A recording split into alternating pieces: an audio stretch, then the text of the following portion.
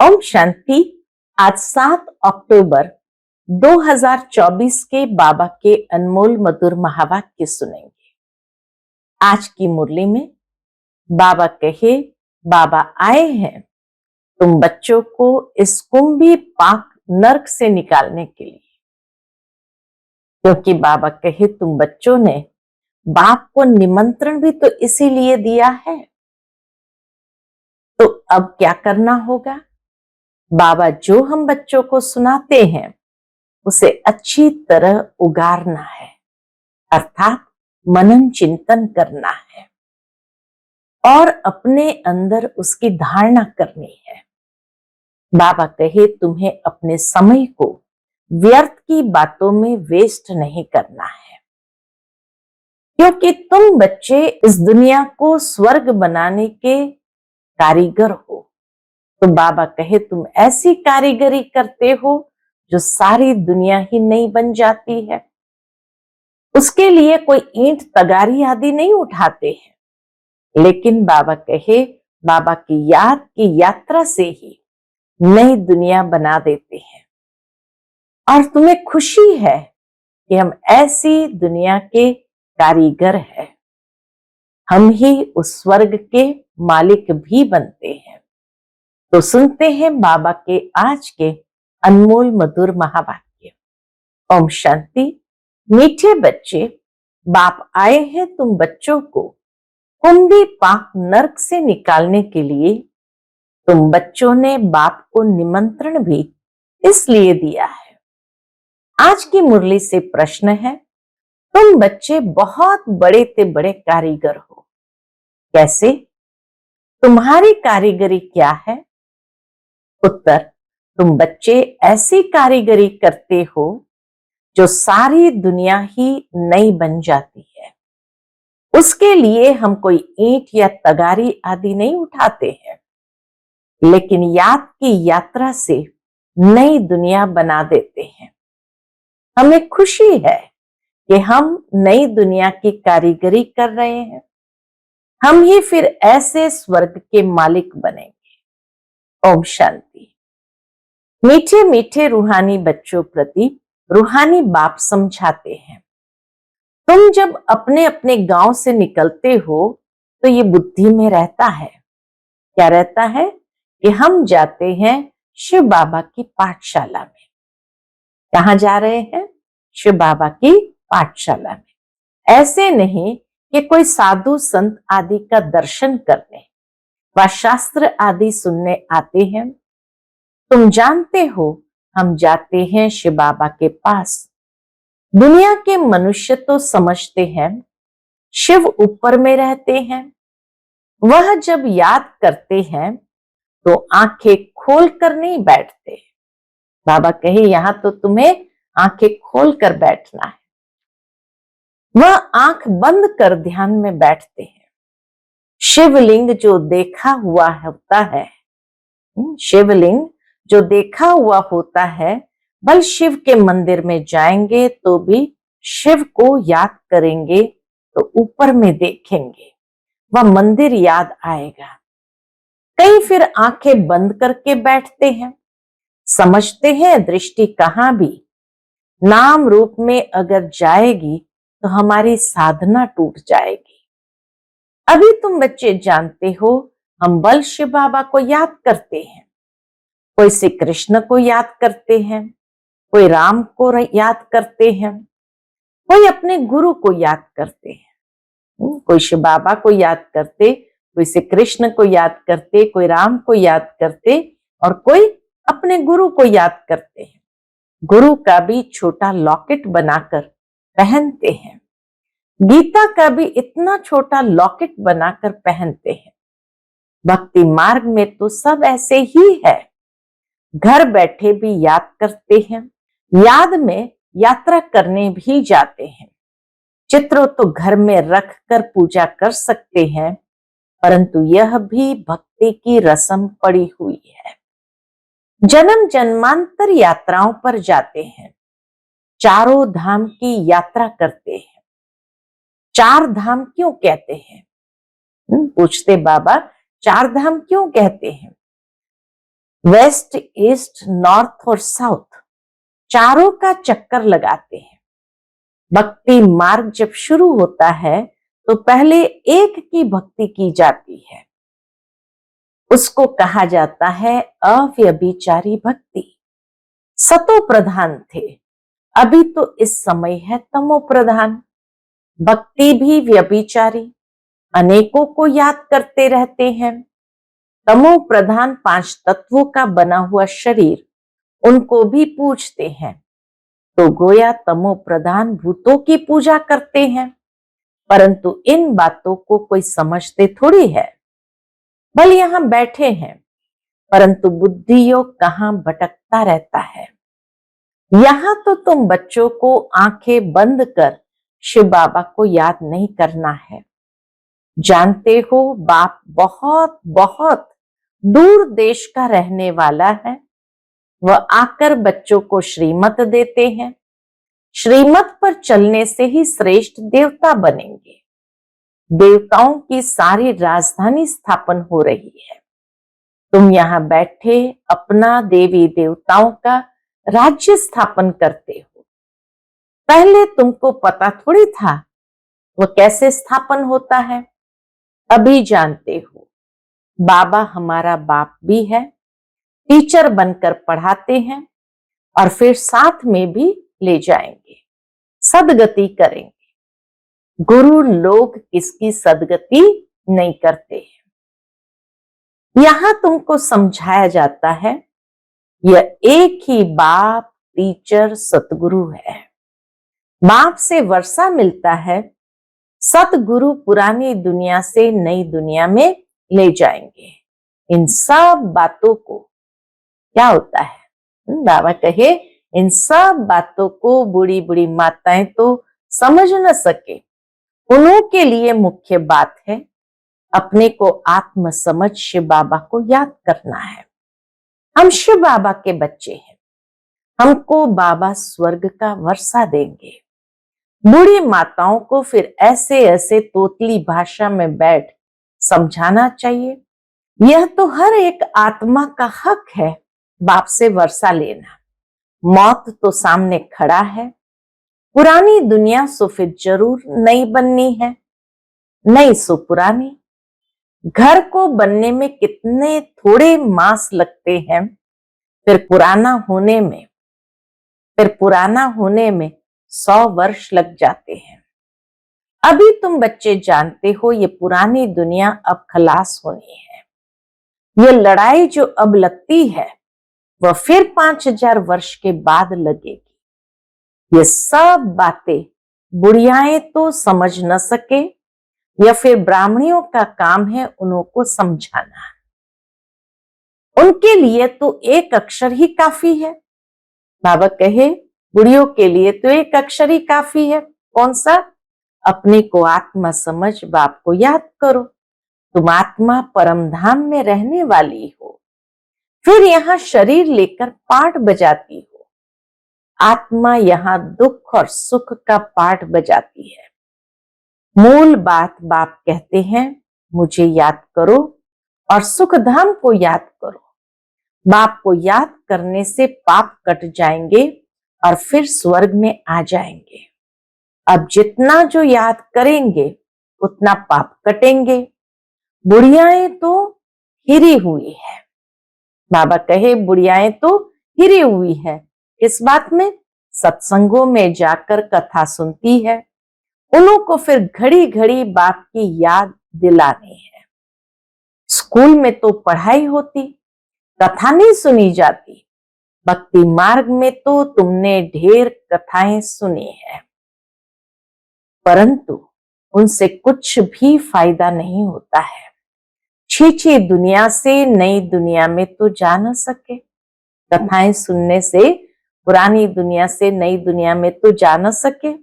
मनुष्य न तो रचयिता बाप को न रचना को जानते हैं, नेति नेति कह देते हैं। तुम भी आगे नहीं जानते थे, अभी तुम भक्ति मार्ग को अच्छी रीति जान गए हो। घर में भी बहुतों के पास मूर्तियां होती है, चीज वही है। कोई कोई पति लोग भी स्त्री को कहते हैं तुम घर में मूर्ति रख बैठ पूजा करो। कईयों को कहते तुम घर में मूर्ति रख बैठ पूजा करो, बाहर धक्का खाने क्यों जाती हो। परंतु उन्हों की भावना रहती है। बाबा कहे भले मूर्ति वही हो लेकिन भावना बड़ी चीज है। अभी तुम समझते हो तीर्थ यात्रा करना माना भक्ति मार्ग के धक्के खाना। अनेक बार तुमने 84 के चक्र काटे हैं। सतयुग त्रेता में तो कोई यात्रा नहीं होती, वहां कोई मंदिर आदि होता नहीं। ये यात्राएं आदि सब भक्ति मार्ग में ही होती है। ज्ञान मार्ग में ये सब कुछ होता नहीं।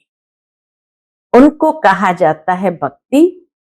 ज्ञान देने वाला तो एक के सिवाय दूसरा कोई है नहीं। ज्ञान से ही सदगति होती है।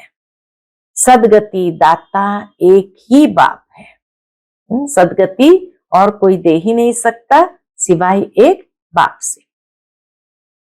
शिव बाबा को कोई श्री श्री नहीं कहते, उनको टाइटल की दरकार नहीं। ये तो बड़ाई करते हैं, उनको कहते ही है शिव बाबा। प्यार से कहते हैं शिव बाबा। तुम बुलाते हो शिव बाबा, हम पतित बन गए हैं, हमको आकर पावन बनाओ। भक्ति मार्ग के दुबन में गले तक फंस पड़े हैं, फंसकर फिर चिल्लाते हैं। एक तो फंस गए, फंसकर फिर चिल्लाते हैं। विषयी वासना के दुबन में एकदम फंस पड़े हैं। सीढ़ी नीचे उतरते उतरते फंस पड़ते हैं। कोई को भी पता नहीं पड़ता, तब कहते बाबा हमको निकालो। दुबन में जा रहे हैं कि पता भी नहीं पड़ता, फिर बाबा को कहते निकालो। बाबा को भी ड्रामा अनुसार आना ही पड़ता है। बाप कहते हैं मैं बंधाईमान हूं इन सबको दुबन से निकालने के लिए। बाप कहते मैं बंधाईमान हूं इन सबको दुबन से निकालने। इनको कहा जाता है कुंभी पाक नर्क, रौरव नर्क भी कहते हैं। यह बाप बैठ समझाते हैं। उनको पता थोड़ी पड़ता है, जो नर्क में है उनको पता थोड़ी पड़ता है। तुम बाप को देखो निमंत्रण कैसे देते हैं। कैसा निमंत्रण दिया। बाबा कहे तुम देखो निमंत्रण कैसा देते हो। निमंत्रण तो कोई शादी मुरादी आदि पर दिया जाता है। तुम कहते हो हे पतित पावन बाबा, इस पतित दुनिया रावण की पुरानी दुनिया में आओ, हम गले तक इसमें फंसे हुए हैं। ऐसा निमंत्रण देते, हम गले तक इसमें फंसे हुए हैं, सिवाय बाप के और तो कोई निकाल न सके। कहते भी है दूर देश का रहने वाला शिव बाबा, यह रावण का देश है। सबकी आत्मा तमो प्रधान हो गई है, इसलिए बुलाते भी है कि आकर पावन बनाओ। पतित पावन सीताराम ऐसे गाते चिल्लाते हैं। ऐसे नहीं कि वह पवित्र रहते हैं। ये दुनिया ही पतित रावण राज्य है, इनमें तुम फंस पड़े हो। फिर यह निमंत्रण दिया है बाबा आकर हमको कुंभी पाक नर्क से निकालो। बाबा आकर हमको कुंभी पाक नर्क से निकालो। तो बाप आए हैं। कितना तुम्हारा ओबीडियंट सर्वेंट है, कितना आज्ञाकारी बन करके बाबा आ जाते हैं। ड्रामा में अपार दुख तुम बच्चों ने देखे हैं। टाइम पास होता जाता है, एक सेकंड न मिले दूसरे से। अब बाप तुमको लक्ष्मी नारायण जैसा बनाते हैं, फिर तुम आधा कल्प राज्य करेंगे। स्मृति में लाओ, अभी टाइम बहुत थोड़ा है। मौत शुरू हो जाएगा तो मनुष्य वायरे हो जाएंगे, एकदम बेचैन हो जाएंगे, मूंझ जाएंगे। थोड़े समय में क्या हो जाएगा। कई तो ठका सुनकर भी हार्ट फेल हो जाते हैं। ठका सुना हार्ट फेल हो जाएंगे, मरेंगे ऐसे जो बात मत पूछो।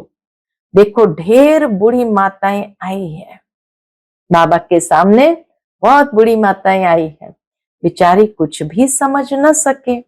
जैसे तीर्थों पर जाते हैं ना, तो एक दो को देख तैयार हो पड़ते हैं, हम भी चलते हैं। अभी तुम जानते हो भक्ति मार्ग के तीर्थ यात्रा का अर्थ ही है नीचे उतरना। भक्ति मार्ग के तीर्थ यात्रा का अर्थ क्या है? नीचे उतरना, तमो प्रधान बनना। बड़े ते बड़ी यात्रा तुम्हारी यह है, जो तुम पतित दुनिया से पावन दुनिया में जाते हो। तो इन बच्चियों को कुछ तो शिव बाबा की याद दिलाते रहो। शिव बाबा का नाम याद है? थोड़ा बहुत सुनती है तो स्वर्ग में आएगी, यह फल जरूर मिलना है। बाकी पद तो है पढ़ाई से, उसमें बहुत फर्क पड़ जाता है। ऊंचते ऊंच फिर कम से कम, रात दिन का फर्क पड़ जाता है। कहां प्राइम मिनिस्टर, कहां नौकर चाकर, राजधानी में नंबरवार होते हैं। स्वर्ग में भी राजधानी होगी, परंतु वहां पाप आत्माएं गंदे विकारी नहीं होंगे। वह है ही निर्विकारी दुनिया। तुम कहेंगे हम ये लक्ष्मी नारायण जरूर बनेंगे। तुमको हाथ उठाते देख बुढ़िया आदि भी सब हाथ उठा देंगे।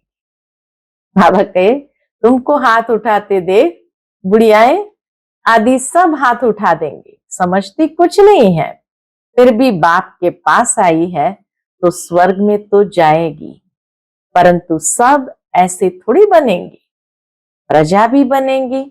बाप कहते हैं मैं गरीब निवास हूं, तो बाबा गरीबों को देख खुश होते हैं। भल कितना भी बड़े ते बड़ा शाहूकार पदमपति है, उनसे भी यह उच्च पद पाएंगे। कितना भी बड़ा शाहूकार पदमपति है इस दुनिया का, लेकिन बाबा कहिए बुढ़ियाएं उनसे भी उच्च पद पाएंगी 21 जन्मों के लिए। यह भी अच्छा है। बुढ़िया जब आती है तो बाप को खुशी होती है। बुढ़ियाओं को देखकर बाबा को खुशी होती है। क्यों खुशी होती है? क्योंकि बाबा देखते हैं कि यह श्री कृष्णपुरी में तो जाएंगी ना। बाप को खुशी होती है, फिर भी श्री कृष्णपुरी में तो जाएंगी ना। यह है रावणपुरी। जो अच्छी रीति पढ़ेंगे तो श्री कृष्ण को भी गोद में झुलाएंगे। प्रजा थोड़ी अंदर आ सकेगी, वह तो कभी करके दीदार करेगी। जैसे पोप दीदार कराते हैं खिड़की से, लाखों आकर इकट्ठे होते हैं दर्शन करने, परंतु उनका हम क्या दीदार करेंगे? एवर पावन तो एक ही बाप है, जो तुमको आकर पावन बनाते हैं, सारे विश्व को सतो प्रधान बनाते हैं। वहां ये 5 भूत रहेंगे नहीं, स्वर्ग में ये 5 भूत रहेंगे नहीं। 5 तत्व भी सतो प्रधान बन जाते हैं, तुम्हारे गुलाम बन जाते हैं। कभी भी ऐसी गर्मी नहीं होगी जो नुकसान हो जाए।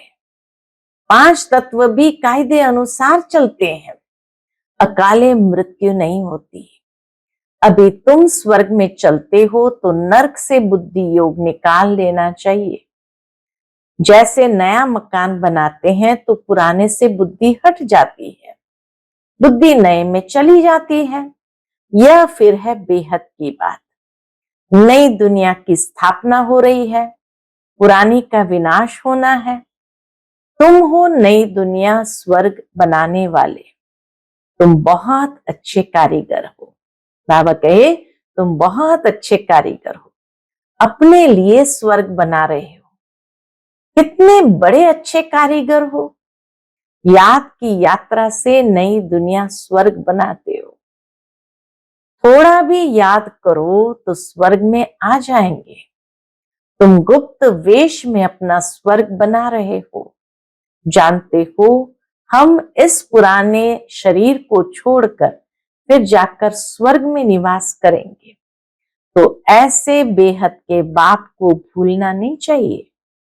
अभी तुम स्वर्ग में जाने के लिए पढ़ रहे हो, अपनी राजधानी स्थापन करने के लिए पुरुषार्थ कर रहे हो। यह रावण की राजधानी खलास हो जानी है, तो अंदर में कितनी खुशी होनी चाहिए। हमने यह स्वर्ग तो अनेक बार बनाया है। अंदर में खुशी होती है, ऐसे अनेक बार हमने अपने याद की यात्रा से स्वर्ग बनाया है। राजाई ली है, फिर गंवाई है, यह भी याद करो तो बहुत अच्छा। हम स्वर्ग के मालिक थे, बाप ने हमको ऐसा बनाया था। बाप को याद करो तो तुम्हारे पाप भस्म होंगे। कितनी सहज रीति तुम स्वर्ग की स्थापना कर रहे हो। पुरानी दुनिया के विनाश के लिए कितनी चीजें निकलती रहती है। कुदरती आपदाएं, मुसल यानी मिसाइल्स आदि द्वारा सारी पुरानी दुनिया खत्म होंगी। मिसाइल्स चलने शुरू हो जाएंगे तो बस सारी दुनिया, सारे खंड खत्म हो जाएंगे। अब बाप आए हैं तुमको श्रेष्ठ मत देने, श्रेष्ठ स्वर्ग की स्थापना करने। अनेक बार तुमने ये स्थापना की है तो बुद्धि में याद रहना चाहिए। बाप की श्रेष्ठ मत से ही हमने नई दुनिया की स्थापना की। अनेक बार राज्य लिया, फिर गंवाया है। ये बुद्धि में चलता रहे और एक दो को भी ये बातें सुनाओ। दुनियावी बातों में समय नहीं गंवाना चाहिए। बाप को याद करो, स्वदर्शन चक्रधारी बनो। यहां बच्चों को अच्छी रीति सुनकर फिर बहुत उगारना है। बाबा जो सुनाते हैं, फिर अनन्य बच्चे बाबा के उगारते हैं, वह सुनाते हैं। अच्छी रीति सुनकर क्या करना है, बहुत उगारना है। यहां बच्चों को अच्छी रीति सुनकर फिर बहुत उगारना है, सिमरण करना है। बाबा ने क्या सुनाया, बाबा ने आज क्या सुनाया। शिव बाबा और वर्षे को तो जरूर याद करना चाहिए। बाप हथेली पर बहिश्त ले आए हैं, पवित्र भी बनना है। पवित्र नहीं बनेंगे तो सजाएं खानी पड़ेगी, पद भी बहुत छोटा पालेंगे। स्वर्ग में ऊंच पद पाना है तो अच्छी रीति धारणा करो। बाप रास्ता तो बहुत सहज बताते हैं। हर एक बात बाबा कहे अच्छी रीति स्वयं में धारणा करो और ये सहज मार्ग पर आगे बढ़ते चलो। अच्छा, मीठे मीठे सिक्के लदे बच्चों प्रति माता पिता बाप दादा का याद प्यार और गुड मॉर्निंग। रूहानी बाप की रूहानी बच्चों को नमस्ते। हम सभी रूहानी बच्चों की रूहानी माता पिता बाप दादा को याद प्यार, गुड मॉर्निंग और नमस्ते नमस्ते। शुक्रिया बाबा, शुक्रिया। आज की मुरली से धारणा के लिए मुख्य सार है। पहली पॉइंट, बाप जो सुनाते हैं उसे अच्छी तरह सुनकर फिर उगारना है। दुनियावी बातों में अपना समय नहीं गंवाना है। दूसरी पॉइंट, बाप की याद में आंखें बंद करके नहीं बैठना है। श्री कृष्ण की राजधानी में आने के लिए पढ़ाई अच्छी रीति पढ़नी है। आज का बाप दादा का मधुर वरदान हम बच्चों के प्रति है, मन बुद्धि को झमेलों से किनारे कर मिलन मेला मनाने वाले झमेला मुक्त भव। मन बुद्धि को झमेलों से किनारे कर मिलन मेला मनाने वाले झमेला मुक्त भव। कई बच्चे सोचते हैं ये झमेला पूरा होगा तो हमारी अवस्था व सेवा अच्छी हो जाएगी, लेकिन झमेले पहाड़ के समान है।